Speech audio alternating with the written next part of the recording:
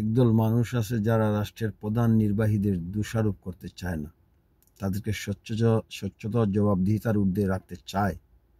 কিন্তু প্রধান নির্বাহীরা যেহেতু আইন এবং সংবিধান মোতাবেক রাষ্ট্রের কর্মে নিযুক্ত, আমরা অবশ্যই তাদের সমালোচনা করব। আমরা ডক্টর ইউনূসের সমালোচনা করব। তিনি 10 মাস 11 মাসে তিনি আমাদের জন্য কি করেছেন? তিনি শুধু মিষ্টি কথা বলছেন। মিষ্টি কথা দিয়ে আপনি এই ক্ষুধার্ত জাতিকে, এই উন্মাদ জাতিকে আপনি শান্ত করতে পারবেন না। এই জাতি পাগল হয়ে গেছে, উন্মাদ হয়ে গেছে। শোষণ বঞ্চনার শিকার হতে হতে এই জাতি নিঃশেষ হয়ে গেছে। ডক্টর ইউনূস 9 মাসে 10 মাসে 11 মাসে তিনি কি পরিবর্তনটা আনলেন দেশে? 10 মাস ধরে আপনি কি জানেন না এই পুরাতন বিমানগুলা দিয়ে ঢাকাতে প্রশিক্ষণ দেওয়া হয়? আপনি কি জানতেন না? আপনি কি এই বিমানগুলা পরিবর্তনের জন্য আপনি কি চেষ্টা করতে পারতেন না? বৈষম্য বিরোধী বিপ্লবে 20,000 ছাত্র আহত হয়েছে, আপনি কি তাদের জন্য সুচিকিৎসার ব্যবস্থা করতে পারতেন না? আপনি কি পুরাতন উপজেলা জেলা হাসপাতালগুলোকে জকজকে তকতকে করতে পারতেন না? পাবলিক সেফটি এইসব হাসপাতালে ইনক্রিজ করতে পারতেন না? কোয়ালিটি হেলথ সার্ভিস আপনি কি এনশিওর করতে জনগণকে পারতেন না? আপনি কি পারতেন না হাসপাতালের ওষুধ চুরি বন্ধ করতে? আপনি কি পারতেন না হাসপাতালে ডাক্তারদের উপস্থিতি বৃদ্ধি করতে? আপনি শুধু মিষ্টি কথা বলতেছেন। ডক্টর ইউনূস, আপনি অত্যন্ত অপমানের সহিত বিদায় হবেন। অতীতে আমরা অনেক রাষ্ট্রপ্রধানকে অপমানের সহিত বিদায় করে দিয়েছি, চরমভাবে অবমাননা করে। আপনাকেও নিতে হবে। আপনি প্রজাতন্ত্রের কর্মে নিযুক্ত একজন প্রধান পাবলিক সার্ভেন্ট। আপনি জনগণের সমালোচনা থেকে বাঁচতে পারবেন না। আপনি একজন অপরচুনিস্ট, ক্যাপিটালিস্ট। আপনি রাষ্ট্রের কাছ থেকে সুবিধা নিচ্ছেন। আপনি বিদেশে গিয়ে চিকিৎসা করাচ্ছেন। আপনি রাষ্ট্রের টাকা খরচ করে বিদেশে ভিজিটে যাচ্ছেন। আপনি জনগণের ট্যাক্সের পয়সায় অপচয় করতেছেন। আপনি জনগণের হাত থেকে বাঁচতে পারবেন না। আপনি 10-11 মাসে এই জাতির জন্য কি করেছেন? বুখারেস্ট পাসের ক্যাপ্টেন ইব্রাহিম 2 বছরের ভিতরে তার দেশের হেলথকে মানে উন্নত বিশ্বের সঙ্গে তুলনা করার মতো অবস্থায় নিয়ে গেছেন। তা পাবলিক হসপিটাল, সরকারি হাসপাতালগুলোকে জকজকে তকতকে করেছেন। রুরাল এরিয়াতে রিমোট ক্লিনিক তিনি পাঠিয়েছেন। ওই রিমোট ক্লিনিকে ডাক্তার আছে, রক্ত টেস্টের ব্যবস্থা আছে। আপনি গত 11 মাসে আমাদের কমিউনিটি ক্লিনিকগুলোতে কি ডাক্তার পাঠাতে পেরেছেন? 16,000 কমিউনিটি ক্লিনিক আছে। ওইগুলাকে জকজকে তকতকে করে ওইখানে এমবিবিএস ডাক্তার পাঠানো দরকার ছিল।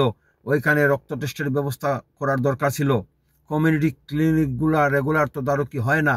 যারা তদারকি করার দায়িত্ব তারা তদারকিতে আসে না। কমিউনিটি ক্লিনিকের দায়িত্বরতরা ওই তদারকি খাতায় লিখে তারা নিজেরাই লিখে দেয়, অমুক সময় ডাক্তার এসে ভিজিট করেছেন। এরপরে এই তো কমিউনিটি ক্লিনিকের হেডরা ওইখানে দস্তখত দিয়ে দেয়। আমি এটা সাক্ষী, আমি নিজে এটা পেয়েছি। আমাদের উপজেলা হাসপাতালে ক্যান্সার ইউনিট নাই, স্ট্রোক ইউনিট নেই, হার্ট ইউনিট নেই, স্পেশাল বেবি কেয়ার ইউনিট নেই, এবং ম্যাটার্নিটিটা একেবারে লক্ষ্যযোগ্য অবস্থায় আছে। ম্যাটার্নিটি সার্ভিস একেবারে poor, low quality service providing করতেছে ম্যাটার্নিটি ডিপার্টমেন্টগুলো উপজেলা হাসপাতালে।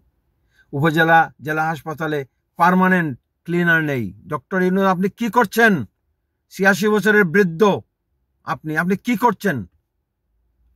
আপনি হয়তো ক্যাপ্টেন ইব্রাহিমের মতো কাজ করেন, না তো চলে যান।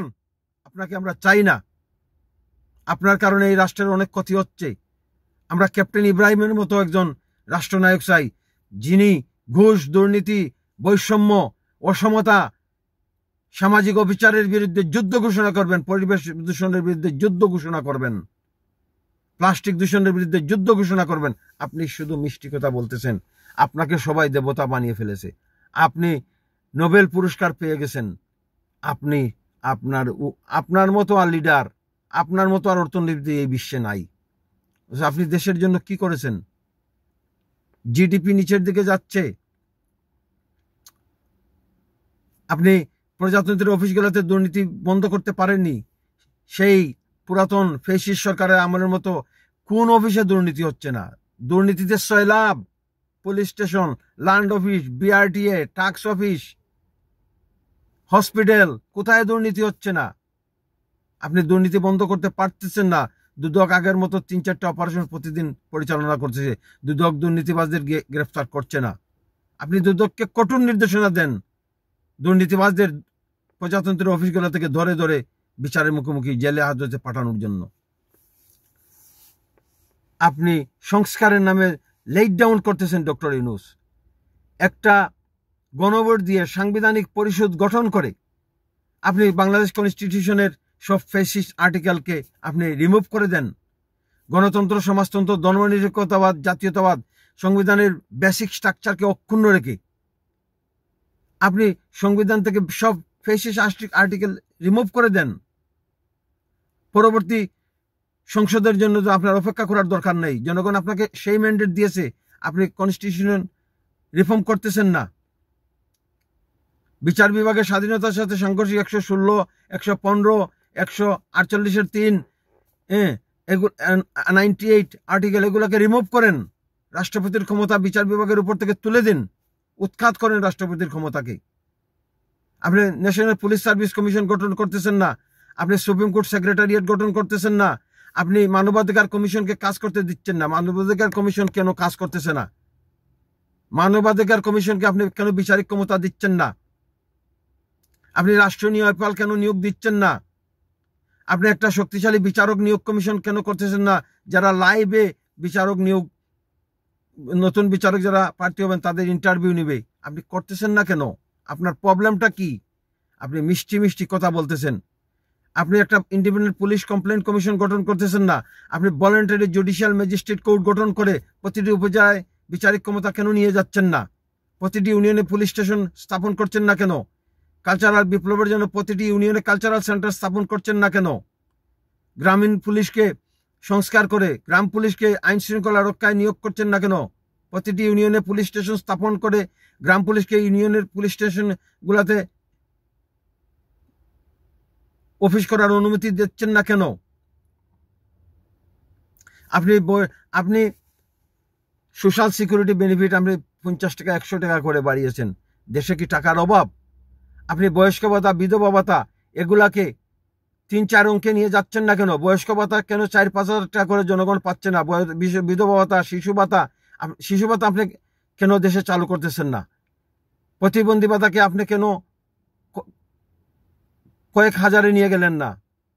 500-600 টাকা করে সেই 98 সালে শেখ হাসিনা শুরু করেছিল 500 টাকা বয়স্ক ভাতা। এখন পর্যন্ত বয়স্ক ভাতা 1000 টাকা যায়নি। আপনি কি ধরনের পরিবর্তন আনবেন ডক্টর ইউনূস? আপনার প্রাইমারি স্কুলগুলা এডুকেশন থানা নির্বাহী টিএনরা ভিজিট করতেছে না, এসপিরা পুলিশ স্টেশন ভিজিট করতেছে না। পুলিশ স্টেশনে এসপিদের অফিস সংযুক্ত করে দিন। এসপিদের জন্য আমরা আলাদা কোনো অফিস চাই না।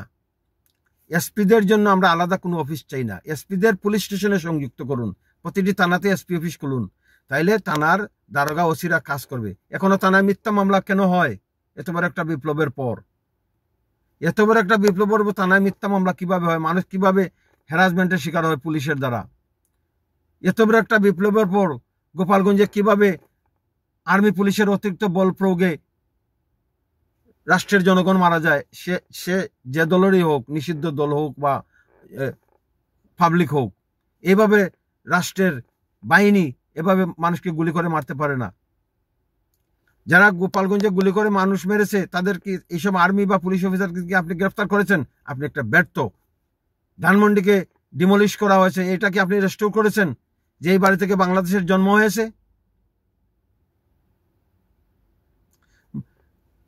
জুডিশিয়ারিকে কি আপনি শক্তিশালী করেছেন? পথে ঘাটে বঙ্গবন্ধুকে, মুক্তিযুদ্ধের ইতিহাসকে অনেকে বিকৃত করে কথা বলতেছে। আমাদের জুডিশিয়ারি কি এসবের বিরুদ্ধে ব্যবস্থা নিচ্ছে? আপনি কি জুডিশিয়ারিকে নির্দেশনা দিচ্ছেন যারা বঙ্গবন্ধুকে, মুক্তিযুদ্ধকে, বাংলাদেশের সংবিধানকে অবমাননা করা কথা বলবে তাদের বিরুদ্ধে ব্যবস্থা নেওয়ার জন্য? হ্যাঁ, সংবিধানের ফেসিস্ট আর্টিকেলগুলার ক্রিটিসাইজ করা যায়, কিন্তু বাংলাদেশ সংবিধানের বেসিক স্ট্রাকচারের সমালোচনা কোনো উপস্থিতি করা যাবে না। এই বেসিক স্ট্রাকচারগুলা আমরা মুক্তিযুদ্ধের মাধ্যমে অর্জন করেছি। আর এই বাংলাদেশ সংবিধান ঘোষণা করছে জনগণ সার্বভৌমতার মালিক এবং রাষ্ট্র জনগণের মানবিক মর্যাদা, মানবাধিকার এবং সার্বভৌমতা রক্ষার জন্য রাষ্ট্রের 3 অঙ্গ সবসময় কাজ করবে। আপনিও কাজ করবেন। আপনি সংবিধানের শপথ রক্ষা করতেছেন না ডক্টর ইউনূস, ক্লিয়ার। আপনি দেশ প্লাস্টিক পলিউশনের সয়লাভ হয়ে যাচ্ছে। আপনি প্লাস্টিক রিসাইক্লিং সেন্টার স্থাপন করুন প্রতিটি জেলায় উপজেলায়।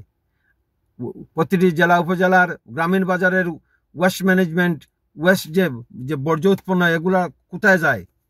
প্রতিটি ইউনিয়নে ওয়েস্ট ম্যানেজমেন্ট সেন্টার স্থাপন করুন। প্রতিটি ইউনিয়নে প্লাস্টিক রিসাইক্লিং সেন্টার স্থাপন করুন। শিশুদের উন্নয়নের জন্য আপনি কি করেছেন doctor Yunus? 30 lakh street children, আপনি এই স্ট্রিট চিলড্রেনদের সেফটি অ্যান্ড সিকিউরিটির জন্য কি করেছেন? আপনাকে প্রতিটি জেলা, প্রতিটি উপজেলায়, প্রতিটি ইউনিয়নে চিলড্রেন সেন্টার স্থাপন করতে হবে। চিলড্রেন সেন্টারে শিশুদের শিক্ষা দেওয়া হবে। চিলড্রেন কেয়ার সেন্টার স্থাপন করতে হবে, ওইখানে শিশুরা রাত্রি যাপন করবে। বয়স্কদের জন্য সিনিয়র সিটিজেন কেয়ার হোম খুলতে হবে। বয়স্ক মানুষেরা যাতে নিরাপদে থাকে, যাদের আত্মীয় স্বজন নাই, এরা বয়স্ক সিনিয়র সিটিজেন কেয়ার হোমে থাকবে। আপনি কি বৈপ্লবিক পরিবর্তন আনলেন? না হেলথে, না এডুকেশনে, না জুডিশিয়ারি, না পুলিশ, না সিভিল সার্ভিস। সিভিল সার্ভিসকে আপনি রিফর্ম করতে পারেননি। এই যে মন্ত্রী এমপিরা উপদেষ্টারা ফ্রি বাড়ি গাড়ি ফ্ল্যাট পায়, এই আইনটাকে আপনি কেন অ্যাবলিশ করতেছেন না? এত বড় একটা বৈষম্য বিরোধী বিপ্লবের পর এই আইনটা কিভাবে এখনো বলবৎ থাকে? যে আইনের বলে এরশাদ যে আইনটা করে গিয়েছিল, ওই আইনটা প্রত্যেকটা সরকার রেখে দিয়েছে, আপনিও রেখে দিচ্ছেন। যে আইনের বলে মন্ত্রীরা, এমপিরা, উপদেষ্টারা ফ্রি বাড়ি গাড়ি ফ্ল্যাট পায়, এই আইনটাকে আপনি অ্যাবলিশ কেন করছেন না ডক্টর ইউনূস? আপনি সিভিল সার্ভিস সচিবদের কেন, কলোনিয়াল সিভিল সার্ভিসকে কেন রিফর্ম করতেছেন না?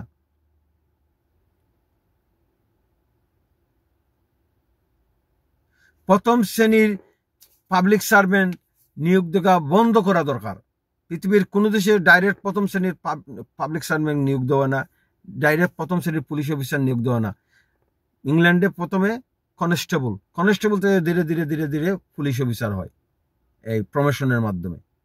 এই ডাইরেক্ট ফার্স্ট ক্লাস অফিসার নিয়োগ দিয়ে পাবলিক সার্ভিস কমিশনের মাধ্যমে সমাজে বৈষম্য সৃষ্টি করা হচ্ছে।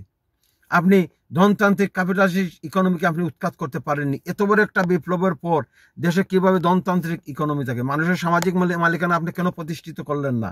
দেশটা কিভাবে এখনো কর্পোরেট পিপলরা নিয়ন্ত্রণ করে, ভূমি মাফিয়ারা, ল্যান্ড মাফিয়ারা কিভাবে দেশটা নিয়ন্ত্রণ করে, কিভাবে বসুন্ধরা শাহ আলম এনসিপিকে চাঁদা দেয়।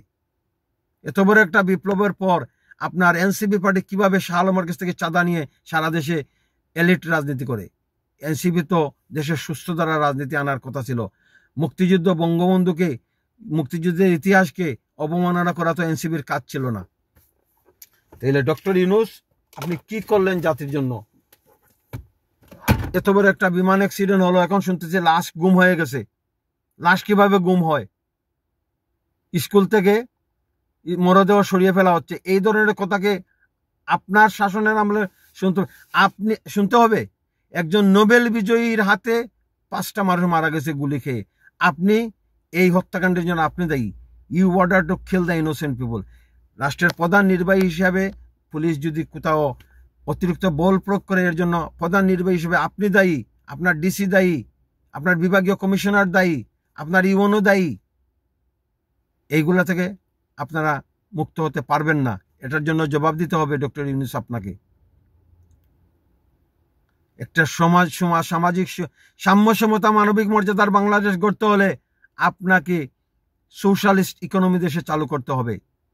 আপনি ডাক্তারদের এখনো গ্রামে গ্রামে পাঠাতে পারেননি, অথচ ডক্টর ইব্রাহিম পুকারিনা পাসুর সে গ্রামে পাঠিয়ে দিচ্ছে ডাক্তার। আপনি ডাক্তারদের কমিউনিটি ক্লিনিকে পাঠাতে পারেননি, উপজেলা হাসপাতালে আপনি ভালো ভালো ডাক্তার দিতে পারেননি। আপনি রিভলিউশনের আলোকে দেশ থেকে ঘুষ, দুর্নীতি, বৈষম্য দূর করুন, আর নাহলে জনগণ আপনাকে ছাড়বে না। জয় বাংলা।